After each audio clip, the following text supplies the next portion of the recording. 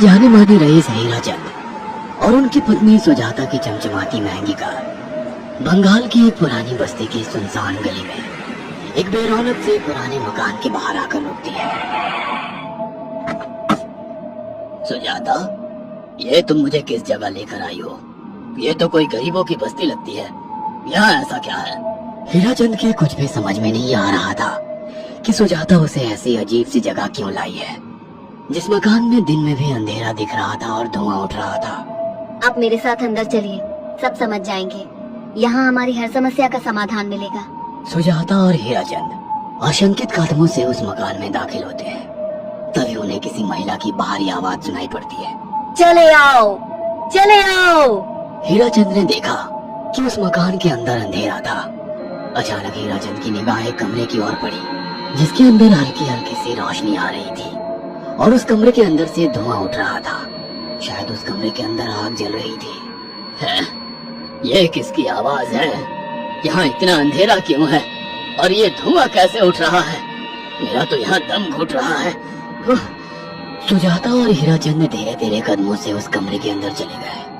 अंदर वाले कमरे में बिखरे बाल वाली एक खूबसूरत सी बूढ़ी औरत सामने जल रही आग में एक मुर्गे की गर्दन काटकर उसका खून गिरा रही थी और मुर्गी का शरीर छटपटा रहा था। ये देखकर सुजाता को उबकाई आने लगी। हीराचंद ने सुजाता की ओर देखकर कहा, तुम्हें मुझे यहाँ लेकर आई हो और खुद ही घबरा रही हो। कौन है ये भयानक सी शक्ल वाली औरत और हम यहाँ क्यों आए हैं? अचानक उस औरत ने एक झटके में मुर्गे की गर्दन धड़ से अलग कर दी। ये देखकर सुजाता के मुंह से चीख निकल गई और सेठ हीराचंद भी सहम गया। वो बहुत डरावना नजारा था। ये अघोरा ताई है। ये हमें अपनी काली तंत्र विद्या से संतान सुख प्रदान कर सकती है, इसलिए मैं आपको यहाँ लेकर आई हूँ। कैसी बात करती हो? जहाँ बड़े से बड़े डॉक्टर सफल नहीं हुए, वहाँ ये मामूली औरत क्या कर लेगी? हीराचंद की बात सुनकर अघोरी ताई ने गुस्से से हीराचंद की ओर देखकर कहा, नादान हीराचंद, काली विद्या में इतनी शक्ति है कि मरे को भी जिंदा कर दे। संतान पैदा कराना कौन सा मुश्किल है? तुम्हें मेरा नाम कैसे पता? क्या तुम सच में हमें संतान सुख दिला सकती हो? तुम जितनी दौलत मांगोगी मिल जाएगी, अगर ये संभव है तो। संतान का नाम सुनते ही हीराचंद की आंखों में चमक आ गई। वह संतान के लिए कुछ भी कर सकता था। तुम लोगों को मुझे एक नवजात शिशु लाकर देना होगा। मैं उस शिशु की बलि चढ़ा दूंगी और फिर वही शिशु तुम्हारे घर में फिर से जन्म लेगा। नवजात शिशु की बलि का नाम सुनते ही सुजाता और हरिचंद डर के मारे सिहर गए और उनकी आंखों में उनकी संतान का सपना ज्यादा बड़ा था। वो सब करने को तैयार थे। अघोरा ताई, आप जैसा कहेंगे हम वैसा करेंगे, बस हमें संतान सुख दिला दो। बिना वारिस के हमारी दौलत किस काम की? संतान सुख के लिए अंधे हो चुके सुजाता और हरिचंद अपनी नौकरानी शीला से एक नवजात बच्ची चोरी करवा के अघोरी ताई को दे देते हैं।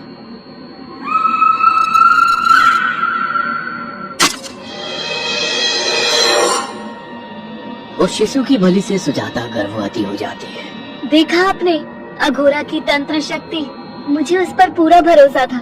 चलो चलकर उन्हें धन्यवाद कहते हैं। हीराचंद और सुजाता अघोरा ताई के पास पहुंचते हैं। वो दोनों बहुत खुश थे और अघोरा पर उन्हें अंधविश्वास हो गया था।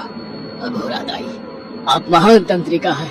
आपने वो चमत्कार कर दिखाया जो बड़े बड़े डॉक्टर नहीं कर सके। ये काली विद्या है बेटा।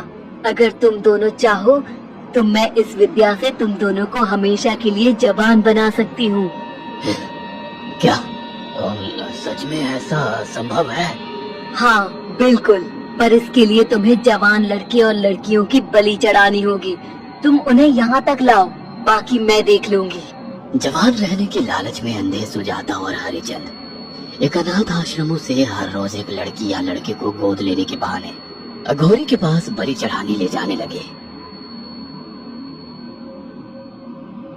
और एक दिन अघोरी ताई ने हीराचंद और सुजाता से इंसानी मांस खाने को कहा। पूरी तरह से इंसान से हैवान बन चुके अब वो दोनों इंसानी मांस खाने के लिए तैयार भी हो गए। ये गर्म खून और मांस खाकर तुम लोगों की उम्र भी बढ़ जाएगी। खाओ इसे। सच में ये इंसानी मांस बड़ा स्वादिष्ट है। अघोरा ने अपनी बातों में फंसाकर सुजाता और हरिचंद को नरभक्षी बना दिया था। वो तीनों हर दिन बलि चढ़ाकर खून पीकर मांस खाने लगे। नौकरानी शीला भी नए शिकार लाने में उनकी मदद करती थी, मगर एक दिन शीला को शिकार नहीं मिला। मेम साहब, आज एक भी शिकार हाथ नहीं लगा और मैं बहुत थक गई हूँ और घर जाकर थोड़ा आराम करना चाहती हूँ। कोई बात नहीं शीला, एक छोटा सा काम है, तुम हमारे साथ चलो, लौटते में हम तुम्हें घर छोड़ देंगे। जी मेम साहब। शीला नहीं जानती थी कि शिकार नहीं मिलने से सुजाता और हरिचंद अंदर से बौखला गए थे और उनके दिमाग में एक शैतानी चाल चल रही थी। सुजाता, ये बेहोशी की दवा है। शीला के कान में बैठते ही तुम उसे सुंघा देना। आज हमें इसी की बलि देनी होगी।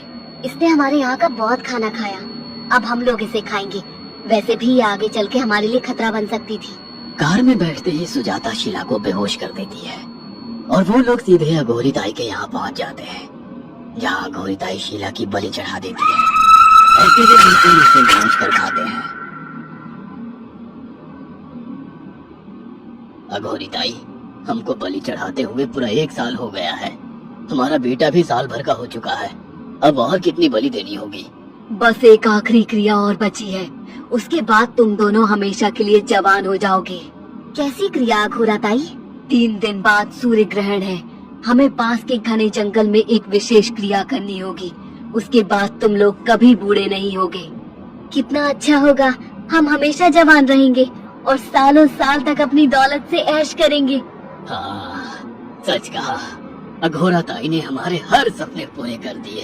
3 दिन बाद बंगाल के बियाबान जंगल में कोहरे और ओस से भीगे पेड़ों के बीच एक घने बरगद की बेलों पर कटे इंसानी सिर लटक रहे थे, जिसमें से खून टपक रहा था।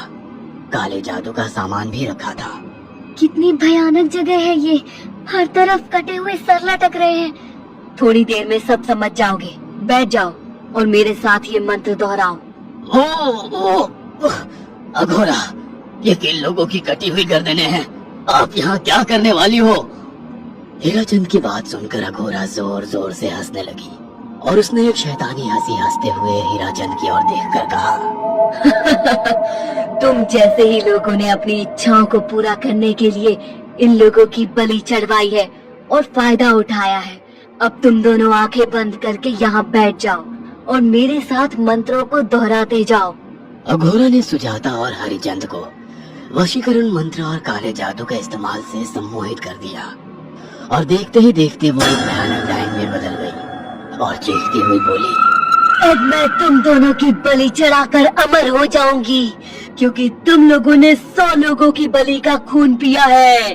देखते ही देखते उस डायन ने फरसे से एक एक करके सुजाता और हरिचंद की गर्दन काट कर जल रही आग में बलि चढ़ा दी और उनका गर्म खून पीने लगी।